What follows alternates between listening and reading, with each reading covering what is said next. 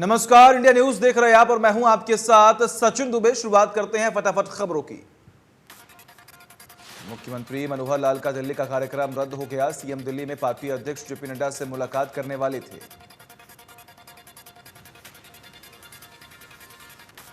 फरीदाबाद के गांव खोरी में एक बार फिर पुलिस सक्रिय हुई। गांव के सभी रास्तों पर नाकेबंदी की गई। सूरजकुंड रोड से दिल्ली जाने वाहन चालकों की भी जांच शुरू हुई है।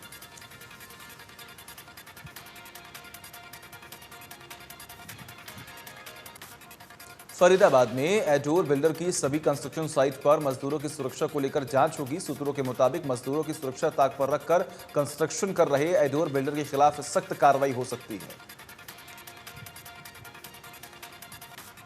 Industrial safety and health wing की तरफ से एडोर बिल्डर की एक साइट पर पहले ही काम रोकने के आदेश दिए जा रहे चुके हैं। एडोर बिल्डर की बाकी चल रही सब साइट्स पर भी विभाग की पैनी नजर है।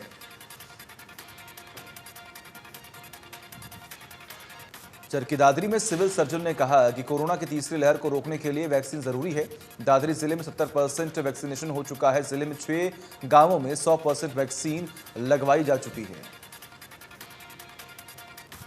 सीएमओ ने कहा है कि 22 गांव में 90% वैक्सीन लगवाई जा चुकी है। 52 गांव में 80% वैक्सीन दी जा चुके हैं। अगर इसी तरह से वैक्सीनेशन अभियान चला तो जल्द ही पूरे दादरी जिले को वैक्सीन दे दी जाएगी।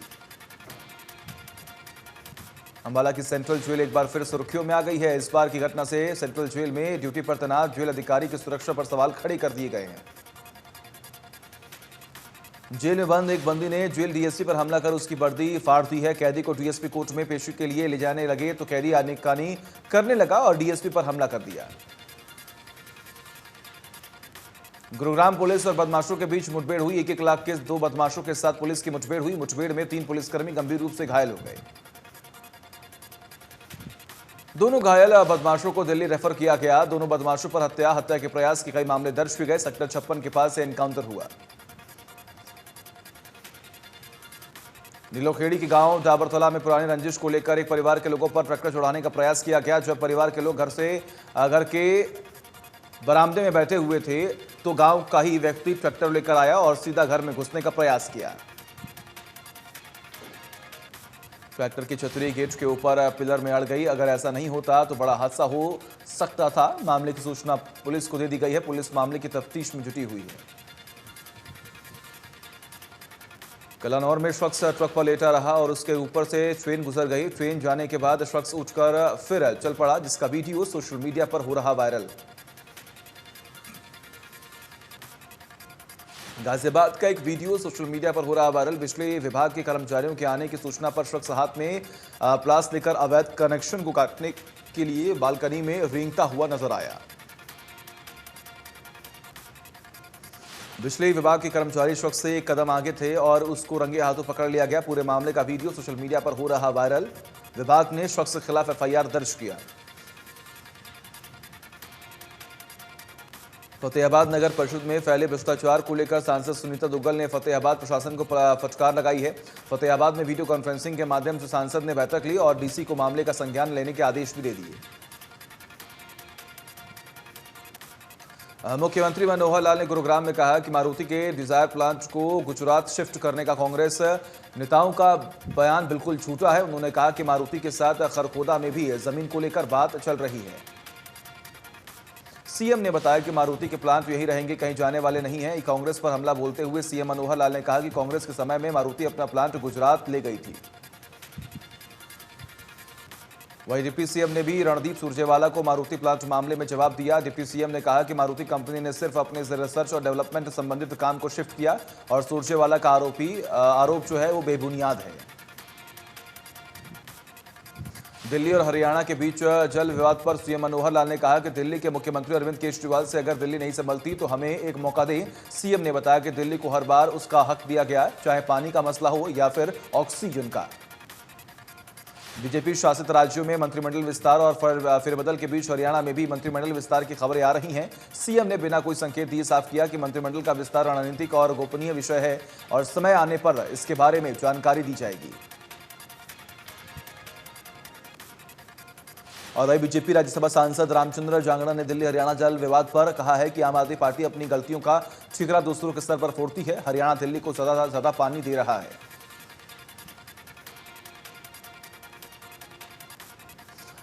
Deputy CM Dushyant Chautala action में दिखे। डिप्टी सीएम ने ईएसआई और श्रम विभाग के तमाम मुद्दों पर अधिकारियों के साथ समीक्षा बैठक की। दोनों विभागों के जो मुद्दे केंद्र सरकार से लंबित हैं, उन पर भी विस्तार से चर्चा की गई। विधानसभा स्पीकर ज्ञानचंद गुप्ता ने की इंडिया न्यूज से खास बातचीत। उन्होंने कहा, जनसंख्या नियंत्रण कानून की आज बहुत आवश्यकता है। प्रदेश स्तर पर ही नहीं बल्कि राष्ट्रीय स्तर पर होने चाहिए कानून लागू। ज्ञानचंद गुप्ता ने कहा कि जो भी योजनाएं बनाई जाती हैं वह समय आने तक जनसंख्या बढ़ाने के कारण ठीक से लागू नहीं हो पाती हैं। साथ ही उन्होंने डिप्टी स्पीकर रणवीर गंगवा के साथ हुए अटैक को निंदनीय बताया। साथ ही उन्होंने कहा कि गनीमत रही गंगवा जी सुरक्षित हैं। स्पीकर ज्ञानचंद गुप्ता ने कहा, सरकार को इस प्रकार से घटनाक्रम पर गहनता से विचार करना चाहिए। साथ ही एचएसवीपी और पुलिस के अधिकारियों को खराक मंगौली में हो रहे अवैध कब्जे को रोकने के आदेश दिए हैं और अधिकारियों को जिम्मेदारी सुनिश्चित करने के लिए भी कहा है। हरियाणा बीजेपी के प्रदेश उपाध्यक्ष मनीष ग्रोवर के आवास को घेरने को लेकर किसानों ने जमकर किया विरोध। किसानों ने बैरिकेड तोड़ने का प्रयास भी किया। किसानों ने बैरिकेड तोड़ने का प्रयास किया, लेकिन किसानों को पुलिस ने रोक लिया। और वही चंडीगढ़ में मुख्यमंत्री मनोहर लाल ने हरियाणा के नवनियुक्त राज्यपाल बंडारू दत्तात्रेय का स्वागत किया और उन्हें बधाई दी। वन, पर्यावरण एवं शिक्षा मंत्री कंवरपाल गुर्जर ने बताया कि इस बार हरियाणा में 3 करोड़ पौधे लगाए जाएंगे, जिनमें से 2 करोड़ अलग अलग प्रजातियों के होंगे, जबकि 1 करोड़ सफेदे के पेड़ लगाए जाएंगे।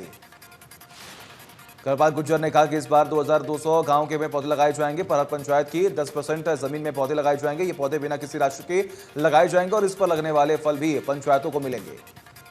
कंवरपाल गुर्जर ने कहा कि जहां पहले खेतों में पेड़ लगाए जाने और पर उसे में से 50% पेड़ वन विभाग अपनी मर्जी मुताबिक पहले काट ले रहा था, अब किसानों को पहले पेड़ काटने की छूट होगी। कंवरपाल गुर्जर ने कहा कि कहीं कोई भी पेड़ लगाएगा उसे रॉयल्टी और प्रोत्साहन राशि दी जाएगी। फैक्ट्रियों से राशि लेकर ऑक्सीजन बढ़ाने वाले लोगों को ये राशि दी जाएगी। शिक्षा मंत्री ने बताया कि हरियाणा में इस बार 1.5 लाख से ज्यादा छात्रों ने दाखिला लिया है। छात्रों की संख्या बढ़कर 23 लाख से हो चुकी है। छात्रों को टैबलेट देने की योजना मंजूर हो चुकी है, जिसके लिए जल्द ही टेंडर होने वाले हैं। कंवरपाल गुर्जर ने कहा कि हरियाणा में 14,000 तालाब हैं, जिनकी सफाई के लिए कार्रवाई शुरू हो चुकी है। इसमें से फिलहाल 200 तालाबों पर कार्रवाई चल रही है। इन तालाबों की सफाई करके यहां के पानी से रिचार्ज हो सकेगा। किसान आंदोलन पर कंवरपाल गुर्जर ने कहा कि उन्हें किसानों के से जोड़ना ठीक नहीं है। ये उपद्रवी लोग हैं। अगर किसानों का कोई दिक्कत है तो उनकी समस्या का समाधान करने के लिए सरकार हर समय तैयार है। भवानीखेड़ा के गांव में 2 साल से गंदा पेयजल सप्लाई किया जा रहा है, जिससे परेशान ग्रामीणों ने जलघर को ताला लगा दिया है। जलघर में टैंकों में मरी हुई मछलियां तैर रही हैं। गंदा पानी पीकर ग्रामीण बीमार हो रही हैं। बार बार विभाग के अधिकारियों और प्रशासन को बताने के बाद भी समस्या दूर नहीं हो रही। ग्रामीणों ने कहा कि समस्या खत्म होने पर ही जलघर का ताला खोलेंगे। तो सरकारी तंत्र और ठेकेदारों को खुलेआम लूट के चलते पलवल में वार्ड नंबर 5 में पानी से लाबालाब भरी कच्ची नालियों को पक्का करने का काम किया जा रहा है। पानी में ईंट और सूखा मसाला डालकर दीवार खड़ी की जा रही है। आसपास के लोगों ने बताया कि वो इसको लेकर कई बार ठेकेदार से बात कर चुके हैं, लेकिन इनकी कोई सुनने वाला तैयार नहीं है। पानी के अंदर ही ईंट लगाकर काम किया जा रहा है। मानसून की पहली बारिश थी, जहां लोगों ने राहत की सांस ली, तो वहीं सालों से चल रही वाटर लॉगिंग की समस्या फिर सामने आ रही है। हर साल बारिश से पहले नगर निगम दावे करता है, लेकिन पहली बारिश में ही तमाम वादे धुलते हुए नजर आते हैं। शहर के कई इलाकों में वाटर लॉगिंग के चलते जनजीवन ठहर गया और लोग अपने घरों में कैद हो चुके हैं। अपने घर से बाहर नहीं निकल पा रहे। वही जो लोग जरूरी काम के लिए अपने वाहनों से बाहर निकलने के लिए जा रहे हैं, जलभराव का सामना करना पड़ रहा है। उन्हें काफी दिक्कतों का सामना भी करना पड़ रहा है। जिले में मानसून की दस्तक दी और बारिश ने शहर को चारों तरफ पानी पानी कर दिया। भारी बारिश के चलते सड़कें नहरों में तब्दील हो चुकी हैं। शहर के ज्यादातर इलाकों में जलभराव की स्थिति उत्पन्न हो चुकी है। बरसाती पानी की निकासी न होने से निगम के प्रबंधों की पोल खुल रही है। निजी बस के परिचालक ने पानीपत से रोहतक की टिकट काटी और बस में सवार लोगों को गोहाना में उतार दिया, जिससे यात्री भड़क गए। इतना ही नहीं, परिचालक ने यात्रियों को बाकी रुपए देने से भी मना कर दिया। जब बात ज्यादा बिगड़ गई तो फिर रोडवेज कर्मचारियों ने यात्रियों के पैसे वापस दिलवाए। भड़के हुए यात्रियों ने परिचालक की डीडीआई से शिकायत कर उचित कार्रवाई करने की मांग की है। डीडीआई ने परिचालक के खिलाफ कार्रवाई का आश्वासन भी दिया है। सोनीपत के पीएनबी बैंक के 8.5 लाख की लूट की वारदात को 2 लुटेरों ने अंजाम दिया था। दोनों लुटेरों में से एक को पुलिस ने गिरफ्तार कर लिया है। बता दें, मुख्य आरोपी दीपक पांची जाटान को पुलिस ने 72 घंटे बाद गिरफ्तार कर लिया है। आरोपी को बैंक से लोन न मिलने की वजह से नाराज आरोपी ने लूट की वारदात को अंजाम दिया। पांचवी जाटान के रहने वाले आरोपी दीपक से अवैध हथियार और टोटल अमाउंट में 4 लाख बरामद कर लिए गए। वहीं 5 गांवों के दूसरे आरोपी की तलाश फिलहाल जारी है। नगरपालिका कर्मचारी संघ के आह्वान पर नगर निगम कर्मचारी हड़ताल पर रहे। दरअसल निगम कर्मचारियों का आरोप है कि बीते रविवार को लोगों ने अधिकारियों के साथ अभद्रता की और रिश्वत का आरोप भी लगाया।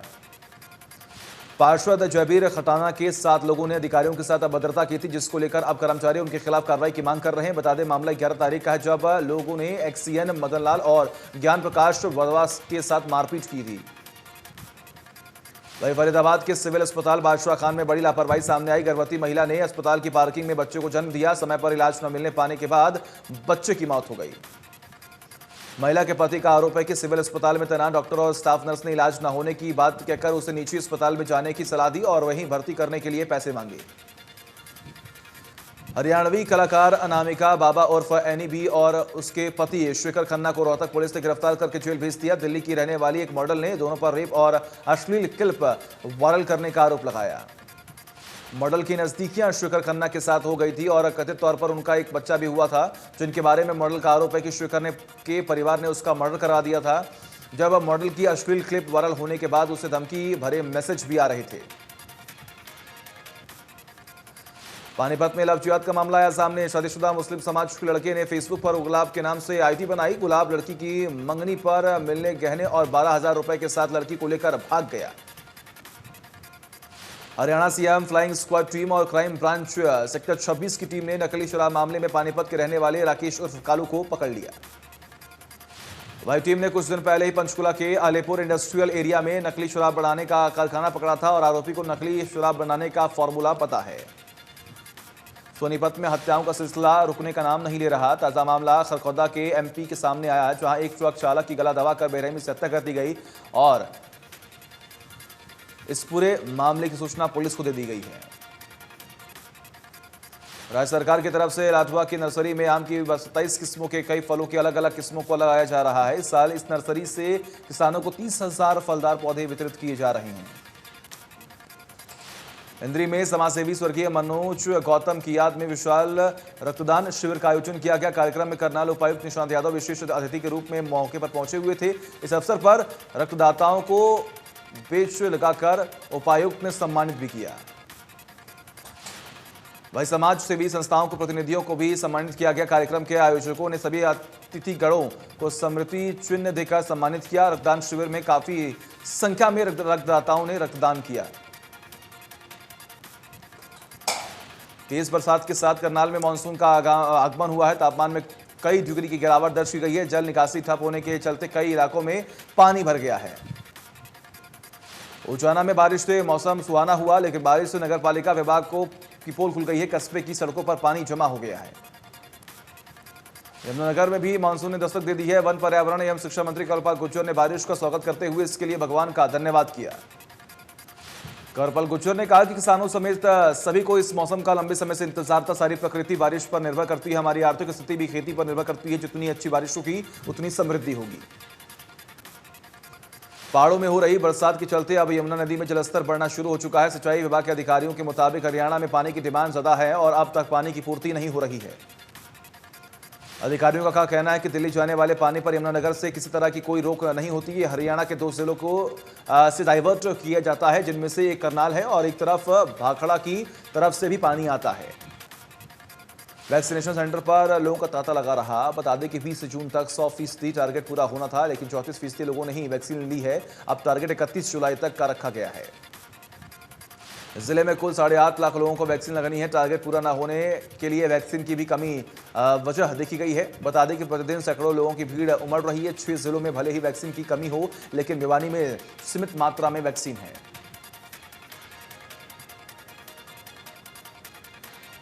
गुरुग्राम में सरकारी केंद्रों पर वैक्सीन उपलब्धता का संकट नजर आ रहा है। जानकारी के अनुसार वैक्सीन की कमी के कारण वैक्सीन केंद्रों को भी घटाया गया है। वैक्सीन की कमी के चलते केवल 71 सरकारी सेंटर पर वैक्सीन लगाई जा रही है। वह जिले में वैक्सीनेशन का काम लगातार जारी है। फरीदाबाद के civil surgeon doctor Hardeep Singh Punia का दावा है कि अब तक फरीदाबाद की आधी आबादी को वैक्सीनेट किया जा चुका है। उन्होंने कहा कि मेगा ड्राइव के दौरान 200 वैक्सीनेशन सेंटर बनाए गए थे। जिले के 12 गांव ऐसे हैं जहां 100% लोगों को वैक्सीनेट किया जा रहा है। वैक्सीनेशन की धीमी रफ्तार को लेकर उन्होंने कहा कि जैसे जैसे वैक्सीन उन्हें मिल रही है, उसी तरह से लोगों को लगाई जा रही है। डायल 112 योजना के तहत भिवानी के 10 पुलिस थानों में 2-2 इमरजेंसी रिस्पांस गाड़ी उपलब्ध कराई गई। सिर्फ 10 मिनट में शहर और ग्रामीण क्षेत्र में पुलिस की मदद पहुंच जाएगी, जिस जिले में 21 इमरजेंसी रिस्पांस वाहन उपलब्ध कराए गए। एसपी ने कहा कि ये योजना मील का पत्थर साबित होगी। इन वाहनों से दूसरा कोई काम नहीं लिया जाएगा। किसी भी आपात हालत में लोगों को जल्द से जल्द मदद मिलेगी। पलवल में पुलिस अधीक्षक ने आपातकालीन डायल नंबर 112 प्रोजेक्ट के तहत जनता की सुविधा के लिए 22 इनोवा गाड़ियों को रवाना किया। ये गाड़ियां जिले के हर थाना क्षेत्र में रोजाना 24 घंटे उपलब्ध रहेंगी। पुलिस, फायर और एम्बुलेंस जैसी इमरजेंसी सेवाएं लोगों को मुहैया कराई जाएंगी। जिले में कभी भी घटना की जानकारी मिलने के 15 से 20 मिनट के अंदर ये टीमें मौके पर पहुंच जाएंगी। दक्षिण कश्मीर के पुलवामा में सुरक्षा बलों को बड़ी कामयाबी मिली है। पुलवामा में चल रहे मुठभेड़ के दौरान सुरक्षा बलों ने 2 आतंकियों को ढेर कर दिया है। सर्च ऑपरेशन अभी भी जारी है। इलाके में कुछ और आतंकियों के छिपे होने की आशंका है। मुठभेड़ वाली जगह पर काफी संख्या में सुरक्षाकर्मियों और पुलिस को तैनात कर दिया गया है। ये जानकारी जम्मू और कश्मीर पुलिस ने दी है। एक बार फिर घाटी में ड्रोन देखे जाने की खबर सामने आई है। सीमा सुरक्षा बलों के मुताबिक आधी रात को अरनिया सेक्टर में लाल बत्ती देखी गई। फायरिंग करने पर ड्रोन वापस लौट गया। पीएम नरेंद्र मोदी ने टोक्यो ओलंपिक में भारत के प्रतिनिधित्व करने वाले खिलाड़ियों से वीडियो कॉन्फ्रेंसिंग के जरिए बातचीत की। बैठक में खेल मंत्री अनुराग ठाकुर भी मौके पर मौजूद थे।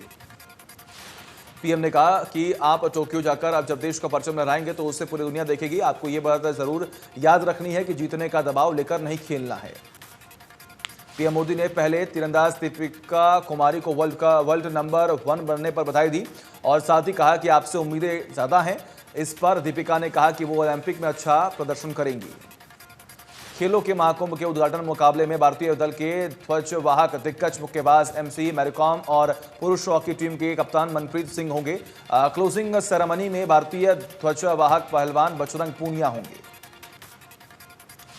18 खेलों की 126 एथलीट भारत की तरफ से टोक्यो जाएंगे। ये भारत की तरफ से किसी भी ओलंपिक में भाग लेने वाले एथलीटों की अब तक की सबसे अधिक संख्या है। जबकि दादरी के गांव बदाली में इंटरनेशनल रेसलर विनेश फोगाट से प्रधानमंत्री नरेंद्र मोदी ने ऑनलाइन बातचीत की। विनेश फोगाट दंगल गर्ल बबीता फोगाट और गीता फोगाट की चचेरी बहन हैं।